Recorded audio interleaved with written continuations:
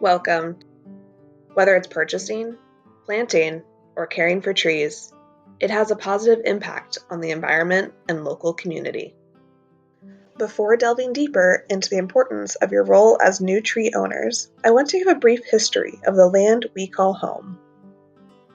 Being residents of the Evergreen State, a thought that's probably crossed all of our minds when looking out at the mountains or out the window of our vehicles is how thankful we are to be living in such a green and luscious place. Unfortunately, our green landscapes are but a fraction of the vastness that they once were. In pre-colonial times, we had dense and mixed forests, a near-complete canopy cover everywhere you looked. All of those trees acted like an umbrella, slowing rain and dramatically reducing runoff. Over the last few generations, this has all been reduced to less than 20%, replacing it with impervious surfaces like concrete, roofs, or things that cannot soak and cleanse pollution. The problem with stormwater runoff is that when the water hits the ground, it carries harmful chemicals and contaminants with it into local waterways like streams and rivers, affects plants, wildlife, and even our local drinking water. In other words, it has the opposite effect of trees and vegetation, which is to slow water and naturally filter out harmful pollutants. Ultimately, our goal is to maximize the number of trees in the ground, especially in urban areas. If we can offset the lack of canopy cover, then we can also maximize the benefits. To review, we've talked about what trees mean for water quality and how they help mitigate stormwater in urban areas, filter water, reduce runoff and erosion, and even drainage infrastructure. If you thought that was a lot, trees have a ton of environmental, economic, and human health benefits too.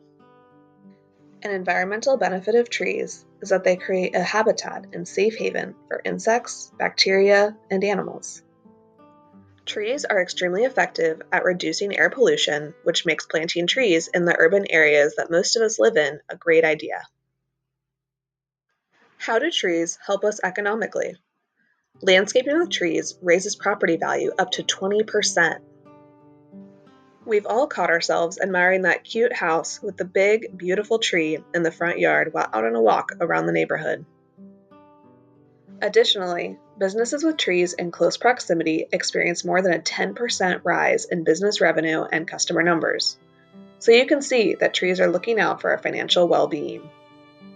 And if you're a homeowner, the presence of trees near your home can save you up to 50% on heating and cooling, as trees absorb heat and cool the local atmosphere.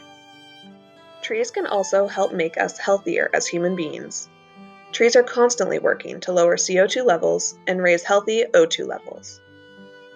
Trees also provide us with sun protection and shield us from overexposure to harmful UV rays.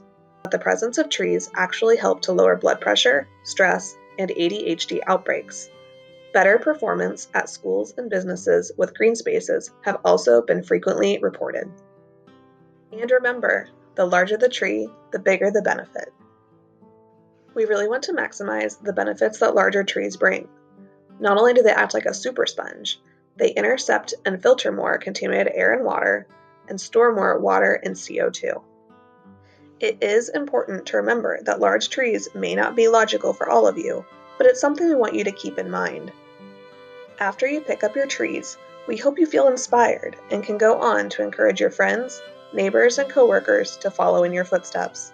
Planting trees today is essential for future generations. Next, we're going to talk about tree placement and planting. As you can see, this image demonstrates several aspects of proper tree placement. Let's walk through this. First, consider the mature height of your tree and anything above where the full canopy will be at maturity. For power lines, make sure your tree will not grow into them, which is generally a tree under 25 feet. Otherwise, you may end up with a tree that looks like this, as utility companies will protect that asset over the tree. Secondly, consider that you are not only planting a tree stem, but that stem will grow to become a trunk, and branches typically grow larger than the roof of a building. Larger trees should be placed even further. If the tree's crown is expected to reach 20 feet in diameter, plant it at least 10 feet, or half its width, away from your home or any buildings. This photo shows a tree that was planted too close to the home. Third, do not plant your tree too close to your property line. One reason is because you don't want to have the tree grow into any fencing like shown. But also remember that the canopy that hangs over your neighbor's property of a tree grown on your property can be cut by your neighbor. So, if that may happen when the tree is mature, make sure to talk about that with your neighbor first. And the last piece of advice is to keep your tree at least 2 feet from pavement, like a sidewalk or driveway. And actually, unless your tree is approved for a street tree where the roots go deep and not subsurface, we recommend 10 feet from pavement. Different trees have different root structures, and some go deep and not wide, while others go wide but not very deep.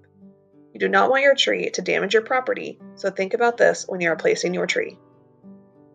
The biggest piece of advice we can give is to remind you that you have one time to place this tree in its forever home to grow for up to 100 years while improving your property, neighborhood, and environment. So always remember to call 811 before you dig. Once you have selected your tree placement, it's time to plant it. Start by locating the root collar. It is important to find this before digging the hole, as it will keep you from planting your new tree too deep. The root collar should not be below the ground when you are done with the planting. Then, dig the hole 2 times wider than the root ball and just as deep as the root ball itself. Next, prepare the root ball for planting. Massage the root ball and untangle circling roots so that the plant can really stretch out and get comfortable. Compost is great to add as it helps the tree retain moisture. For mulch placement, place a 1 foot wide ring around the tree and maintain just a bit of space between the mulch and trunk. Ensure the tree is straight up and down. If it begins to lean, stake it for a year.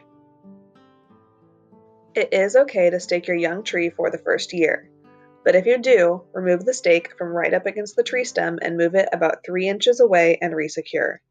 You don't want the stem to grow into the plastic ties. You will want to water your tree for the first 3 years during the dry months.